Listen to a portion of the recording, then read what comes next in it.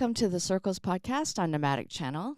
Today we have two really extraordinary guests who've been doing some amazing work in Leavenworth. The organization is called Waste Loop, and we have today with us the founder, Ariana Jones. Hello, Ariana. Hi, thanks for having me. We also have Amanda Close. Amanda, what is your title with Waste Loop? I'm the Education and Outreach Manager. When I heard this story, I was kind of amazed. I know that there were a lot of things that happened during COVID, but this was certainly one of the most interesting stories that I heard about. Can you take us back to sort of the beginning of? I think there was an announcement by Waste Management, right, about how they were not going to recycle glass anymore. It was pretty fun for my husband and I to walk down memory lane with the dates and looking at kind of old emails and text messages before anything had been set up. And I'll get to the glass shortly, but kind of the first initial seed for Waste Loop was actually sparked looking and thinking about food waste in our community. And so it started back in July 2018. That summer, my husband came across randomly a video of one of the anaerobic biodigesters from the company that was Impact Bioenergy, which is now Chomp. And it was just really inspiring. And we both thought, why can't our community do something like this? And so it stemmed from a social media post that we passed on to a friend of ours who is also on city council. His name's Jason Lundgren. And we pass on many things to community members and friends and didn't really think much of it. And then Jason responded that he actually shared it with the council members, and they were excited to invite Impact Bioenergy to a city council meeting. And that just blew us away, because Leavenworth has traditionally been kind of an old guard group of city council people and city administrators. And we were just really surprised that they would be receptive. And so that sparked just an awakening and opening of our eyes that, maybe there are some other possibilities. And so that was really the seed that helped to start it. And it was that fall in October that Impact Bioenergy came to Leavenworth and presented on anaerobic biodigestion and composting and the benefits to community. And so that got all of the council members starting to think about different possibilities of our community and thinking about sustainability on different levels, and also ecotourism and how it could really be a highlight for the community. Also, if you could talk about your background, because I was reading your background and you really sort of were the perfect person. Yeah, so at the time I was teaching natural resource management at a small community college, Wenatchee Valley College. And so my background's in water resource management, similar to Amanda's actually, and never thought I would get into waste and recycling. And it just happened that that was what was percolating up in our community as the white elephant that really nobody was addressing and nobody really wanted to talk about. And at the same time, as a teacher, I was longing for opportunities to walk the talk of natural resource management and sustainability. And so this was giving me that opportunity to connect with the community with something that was really tangible in natural resource management that needed to happen. So yeah, my background is in water resources in general, but at the time I was teaching natural resource management in Wenatchee. So it was a really good fit for that. And then I can go into the glass next, but if you have any questions on that. I'm on your website and there's so many events. And I think one thing that's really great about your organization is it actually deals directly with the public. There's I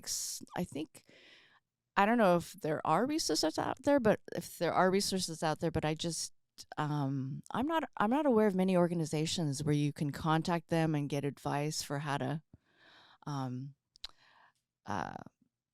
employ sustainability practices in their events.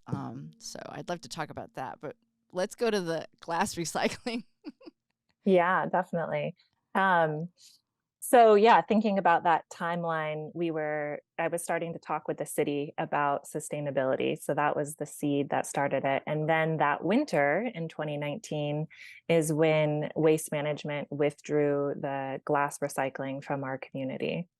And so we found out later through more digging that all of our recycling goes to Spokane sorting facility, and Waste Management had not at that time had a good way or any way of actually recycling the glass. It had been being pulverized and used as an inert material for landfill cover.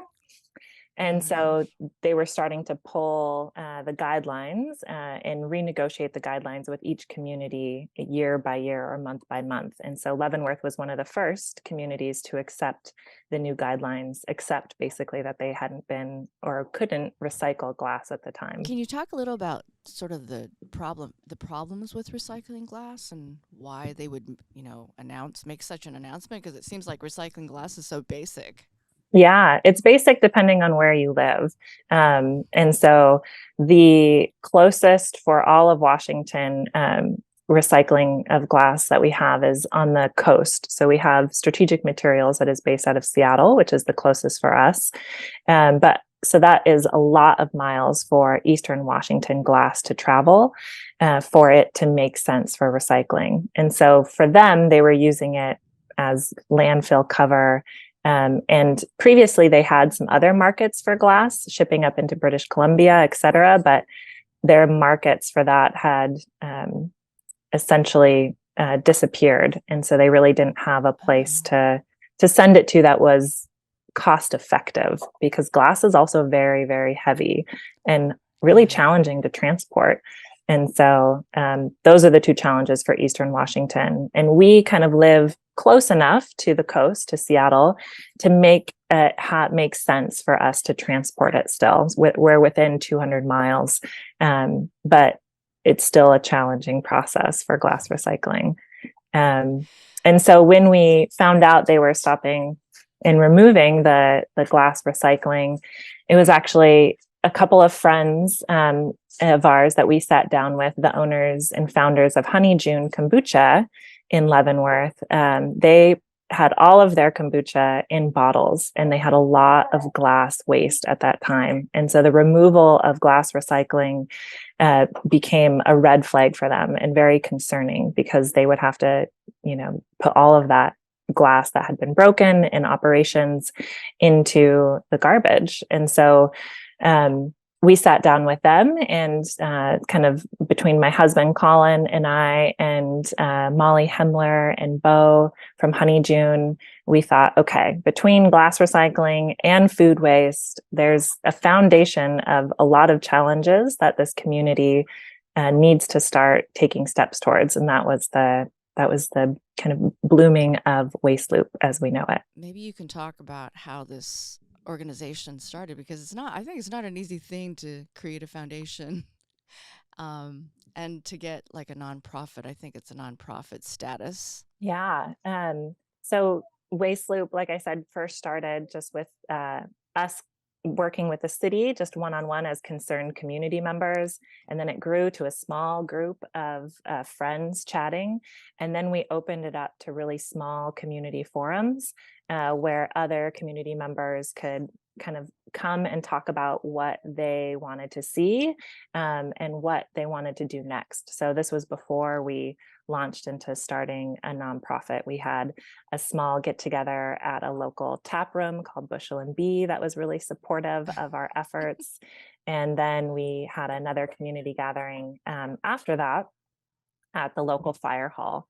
Once again, just trying to gauge community interest and also identifying that it was a true gap, that there was no other organization in the community that was willing to or able to having the capacity to take these challenges on. And so that was smart. Yeah. So when that was identified, I did a lot of internet research. We got in touch with our friends from Methow Recycles, who is a very similar organization that has been just a leader in Eastern Washington recycling efforts and education and outreach. And Betsy was the executive director at the time. And we just had a lot of phone conversations about what it could look like starting something like this in a small community and what was needed for it. And so through her mentorship and a lot of internet searches, we started a small kind of board of directors first. So some folks in the community who had nonprofit experience were really, an incredible asset for the beginnings. And then I decided to transition out of teaching, and that gave me more time to focus on Waste Loop and being able to set the foundation of filing the articles of incorporation and the bylaws and everything else that's needed for 501c3. When did Amanda sort of come in? She's now the face of Waste Loop for education and outreach in the community, which is just so incredible. We're really lucky to have her, and we share a lot of similar backgrounds in education and environmental education. And so I think that's why it's become such a foundation in Waste Loop, because we see the importance of it in moving management and policy and tangible action forward in the community. But I'll let Amanda go ahead. Yeah, so I was one of the community members that met at the local tap room back in 2019. So thank God for tap rooms. So yeah, was excited about the ideas from the beginning, but at the time was working, doing experiential education kind of all over the world, actually. And so I was home based in Leavenworth, but kind of in and out of the community, kind of depending on the season.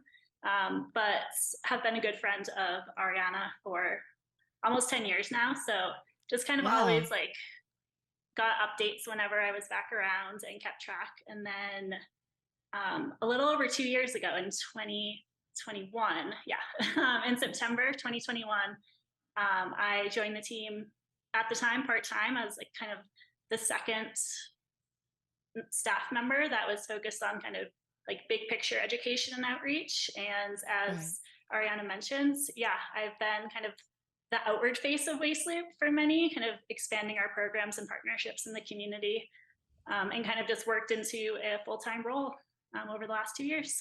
I was amazed at the wide range of events that you have. Can you talk about some of the, first of all, I think you offer some unique consulting services. We kind of have three main education and outreach focus areas. So I'll speak first to community.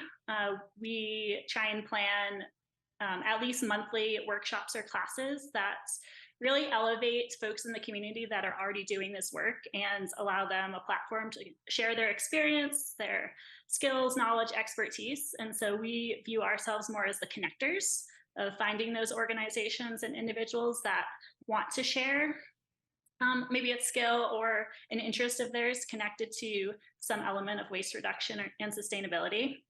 And so those range from small workshops, like we had a reclaimed rope basketry class this summer that was really fun, to much bigger community events. We do an annual Earth Day fair, which we inherited from a previous group of citizens that put that on. And I think last year we had over 700 people attend. So, oh my gosh.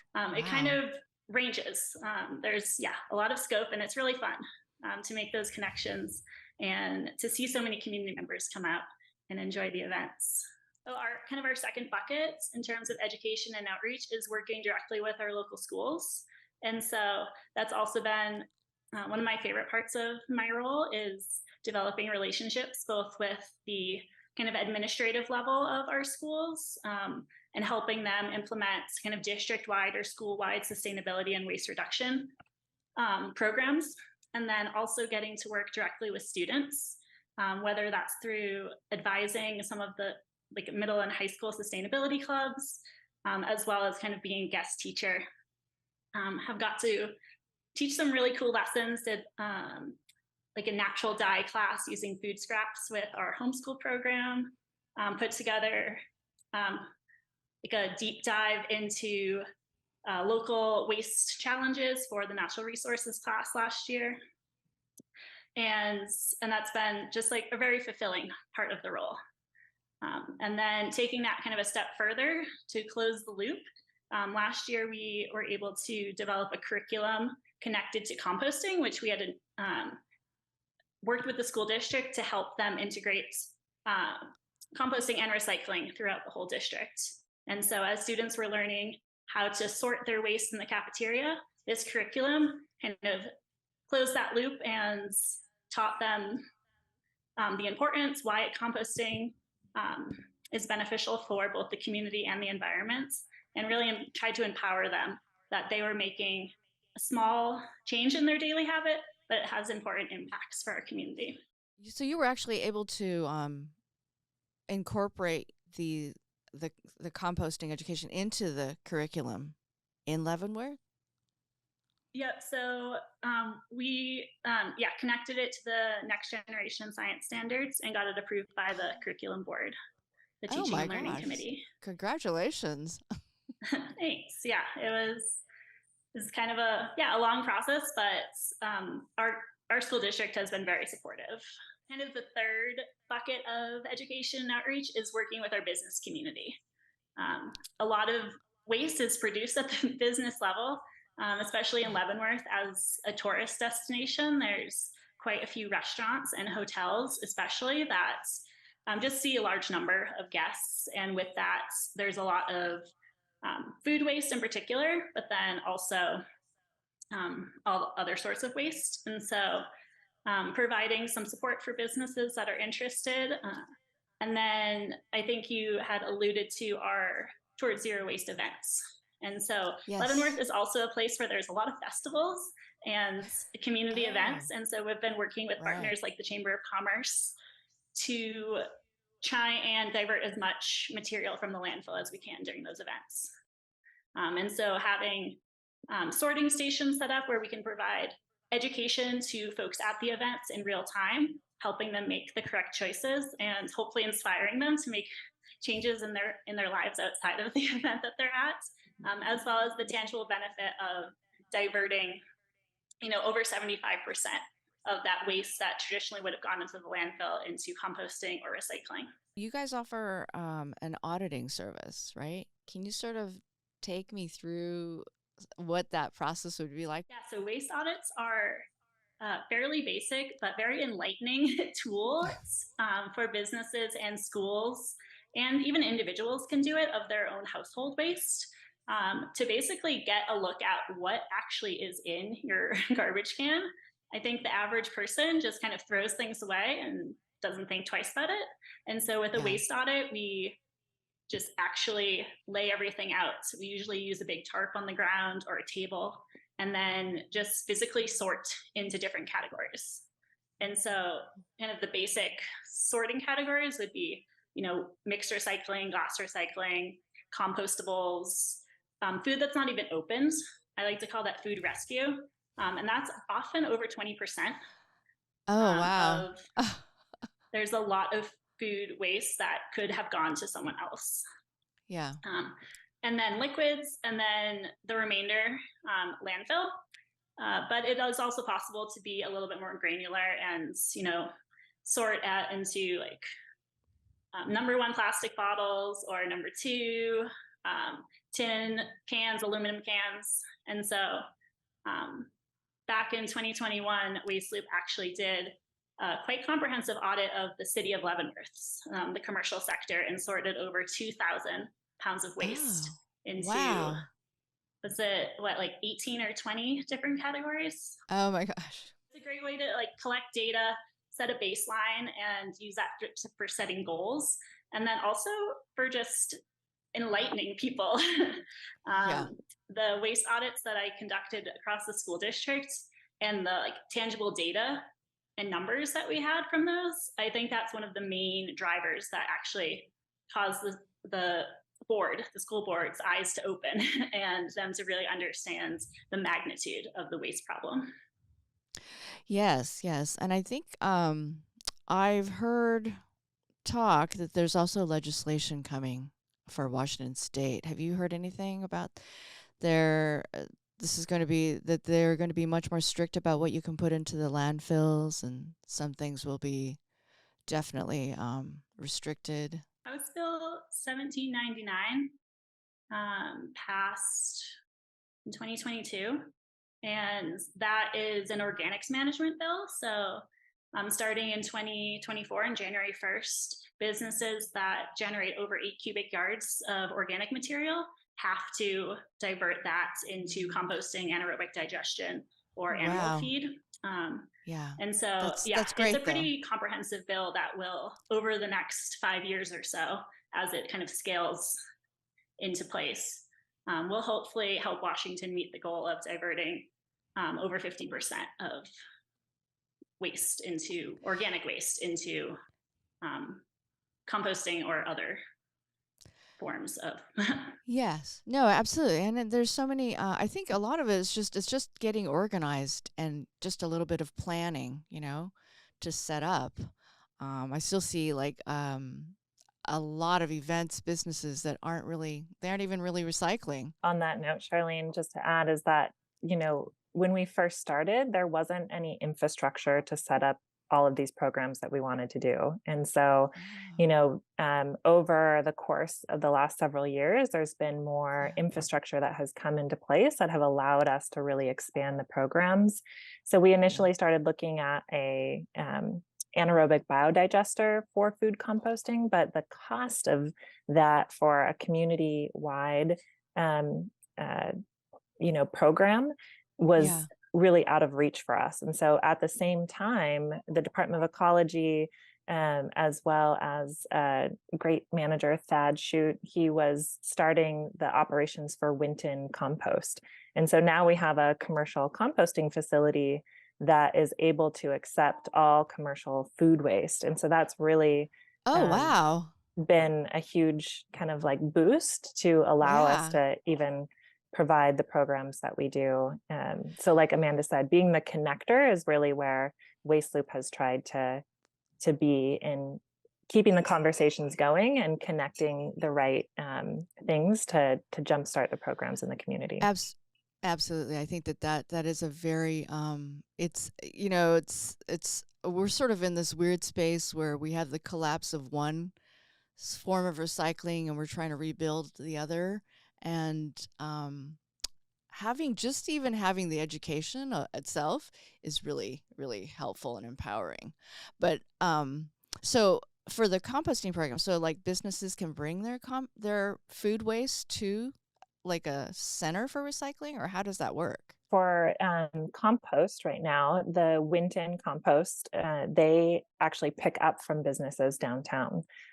So that's been, in the last year, which has been really incredible, and they've been doing a great job with that. And then community members can bring their compost to community drop-off points that are throughout the community at different locations. Mhm. And so there's Wow, that's outlets for both avenues, both business yeah, and that's community. amazing.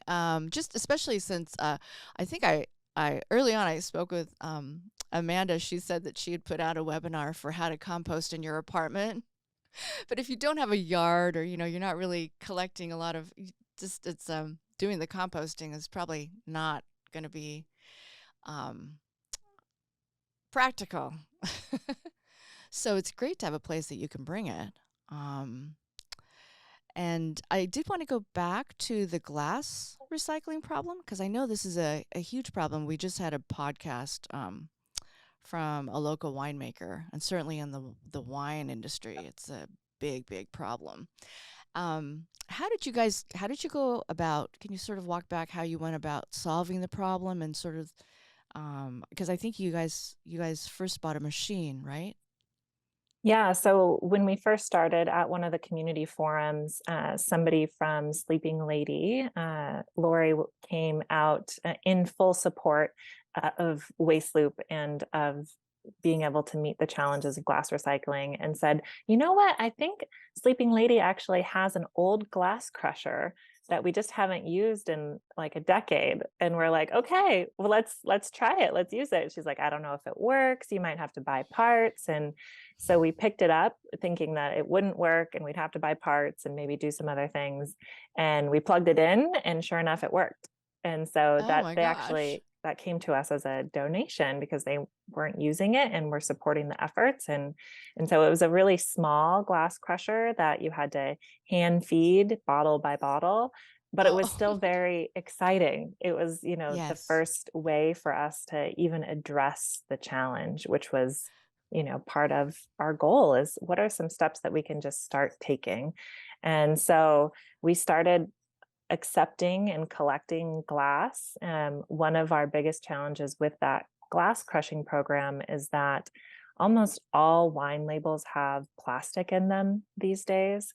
And Oh, so wow. we were having to remove all of the labels from the glass bottles before crushing so that we weren't in turn creating a microplastics problem when we utilize the crushed glass, also known as cullet, on the landscape in different ways. And so that was very time consuming if we had to do it, especially, but it also created a barrier for others being able to recycle glass. Although the community was still doing it, they still wanted to make it happen, and people were removing their labels, and we were getting pretty overwhelmed with glass pretty quickly. And yeah. And then our glass crusher broke, overuse, lots of different things. So we sent it out to repair. And at the same time, we were looking at, okay, what's next? Or do we need to get a larger crusher? And we had conversations with Met How Recycles, who had also started with a glass crusher. And they had made the decision to begin transporting glass to strategic materials. And so we utilized their model of transport, thinking about all of the different factors that come into play for crushing. And that's when we reached out to the community to see if anyone could potentially haul glass over to Seattle. And we found a community member who was a firefighter who um, already commuted over to the West Side, and he was willing to take glass over for us. And so that started our relationship with this community member, Jonathan Voos, who's just been wonderful in supporting the glass effort. So that's how we've been hauling glass. So we collect at our small little recycling center that's only open a total of 6 hours a week, 2 days out of the week. So it is limited, but even with that, we're overwhelmed once again with glass, because we're really the only ones in the area that are recycling. There is a place in Chelan, Glass 911, that has a large crushing operation, but we're the only one within the Wenatchee Valley. And so we get people coming from Wenatchee and Kashmir. And so instead of one glass haul every 2 months, it went to every month. And now it's every 2 to 3 weeks. And through this process, we have met John from Ziwa, who is starting a glass reuse business, which is really exciting. So once again, I have no intention of staying in the game of hauling. I really want Yeah. others to take over, the Yeah. infrastructure. We're just filling the niche as, filling the challenges and meeting the challenges as they come up, and hoping others kind of like take on these other tasks. So when we met John, who is starting the reusable bottle or bottle washing and reuse program, we were just super excited to support his efforts and connect him with local wineries. And currently our recycling center serves as a location that wineries who are partnered with him can drop off their wine bottles. So we're really hoping that all the wineries move towards that avenue and work with him, and then we'll continue to address other glass as needed, but really seeing the decrease when wineries utilize the reuse program. Yeah, I think it's a big problem in their industry, and I think they're all sort of struggling with how, because you also have like I think there's an artistic element to those bottles, Yeah. and the labeling, which is kind of still, but yeah, I did hear about the Chelan, but I think you guys are right in the middle of wine country, though, right? You're kind of closer to it. I think Chelan's also definitely in wine country. We are really surrounded by the tasting rooms, especially in downtown Leavenworth. We have tasting Oh, rooms currently that, unless they bring it to us, a lot of that wine, those wine bottles just end up in the garbage. So, oh like yeah. Amanda was saying, we did a waste characterization assessment of the city of Leavenworth, and we found that Yeah. 18% of the waste sent to the landfill from downtown Leavenworth was glass. So that's by weight, Wow. 18%.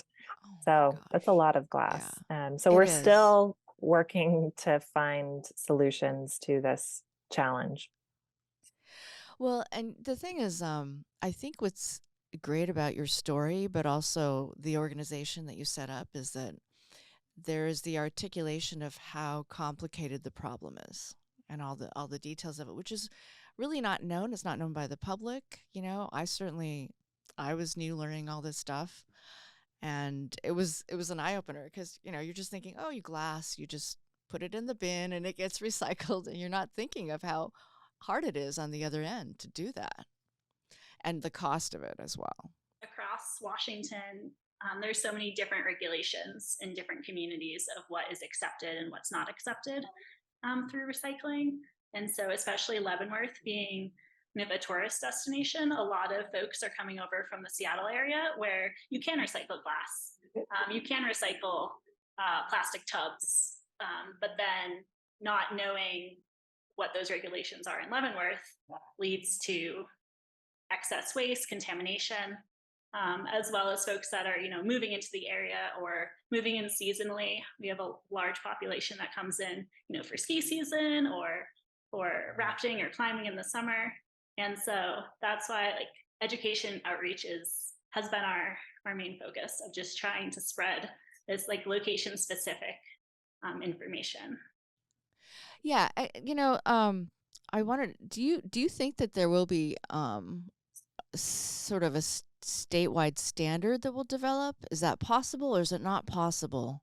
Is it really a problem that's very localized? I just participated in a policy forum webinars just a couple days ago, and there is a bill that has been introduced the last several years and has not made it through the legislative process called the WRAP Act. And part of that, it's a recycling act, and it's an extended producer responsibility act, which would essentially put financial responsibility on packaging producers to fund recycling programs. And bills have passed in Oregon and California, as well as several other states, and the EU and Canada. And so part of that is standardizing what is accepted for recycling throughout Washington. And so it'll be back on in the House and Senate floors in January. And so for folks that want to see that happen, just Yeah, contacting your elected representatives.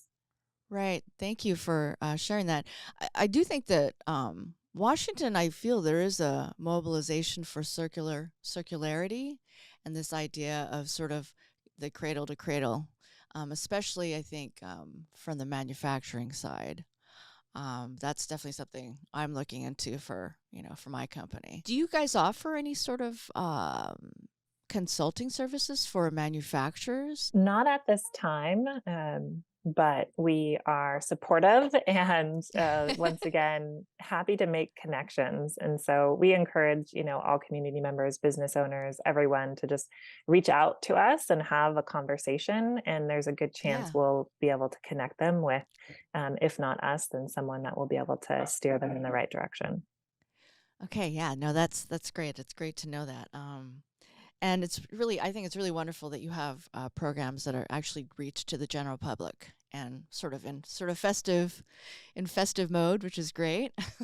I think one of the things with education and outreach, in the community is, before Waste Loop, we had all kind of been riding this wave of, someone would have an idea about something to do, and then there would be a lot of discussion and excitement, and then nothing would happen.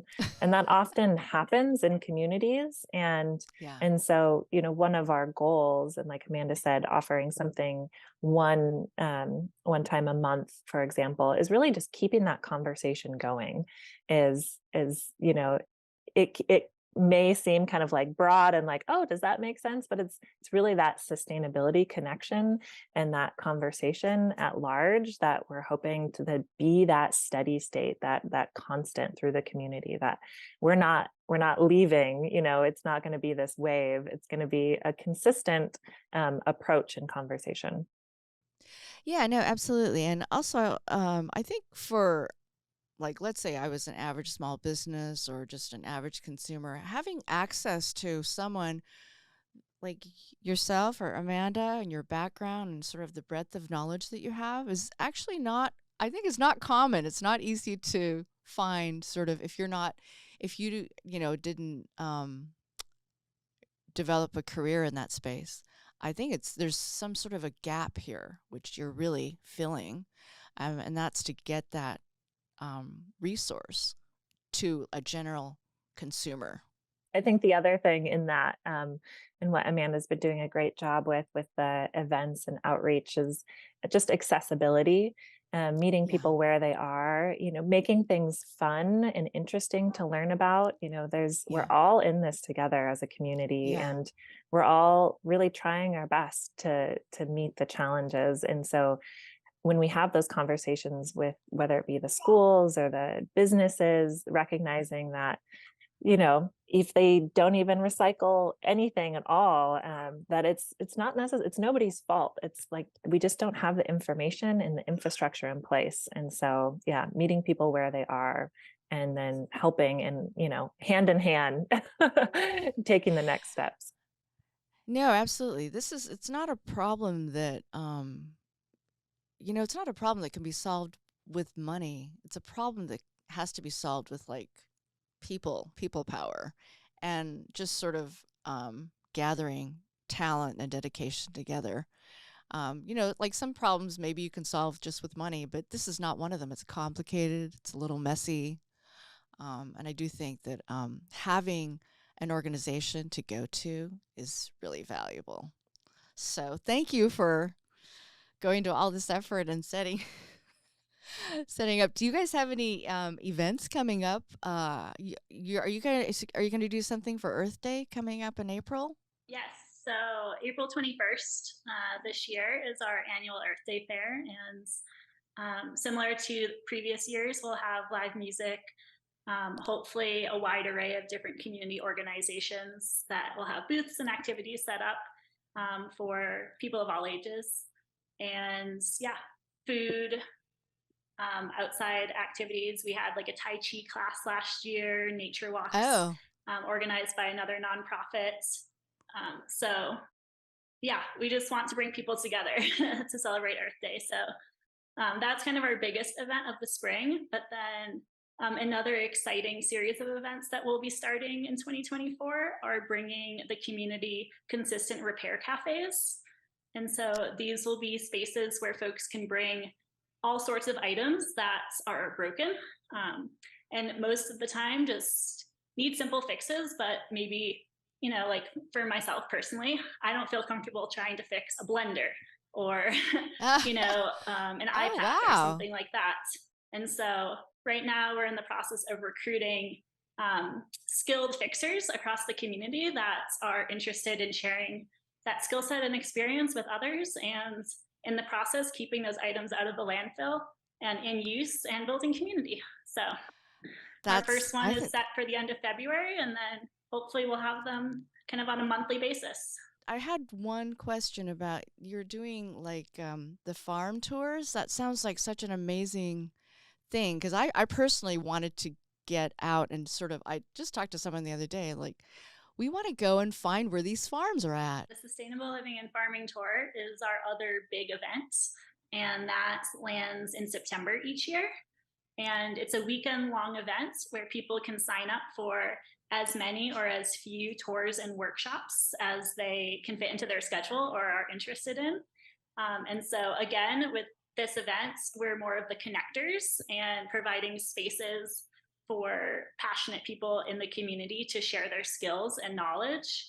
And so, for example, this past year we had 5 or 6 different workshops that ranged from making native bee houses and learning about native Oh. pollinators Oh, wow. to to a farm tour that included a farm, a tour of a regenerative flower farm and ended with Oh. fresh pressed apple cider. Oh my And gosh. so yeah, we're just trying to showcase the awesome work that our local growers and makers and creators are already doing. Yeah. Yeah, I could. So plan a trip to the Wenatchee Valley Yeah. next September, Charlene, and join us. I'll definitely be doing that. The thing is, it seems, a lot of, I've grew up, I'm totally a city rat. So, trying to connect with the whole farming community is really it's like, it really is like a tourist thing. I'm just going out to, like whenever I get outside of concrete, it's just not I mean, I love it, but it's a totally different environment for me. And so it's great to have some guidance when you're entering the space and learning.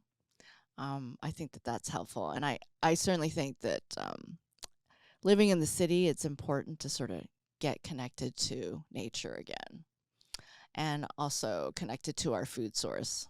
So I think Definitely, that's, yeah. I hope that that people will be checking out your website and keeping updated with your events because there's so much that you guys are doing. It's really amazing. We appreciate all the efforts that you've put into to form Waste Loop, and I thank you so much for taking the time to come into the podcast. Really been a pleasure. And thank you for amplifying the story and just creating more connections. So hopefully we'll hear from some folks from this podcast and just keep that conversation going. Thanks for having us. It's a pleasure.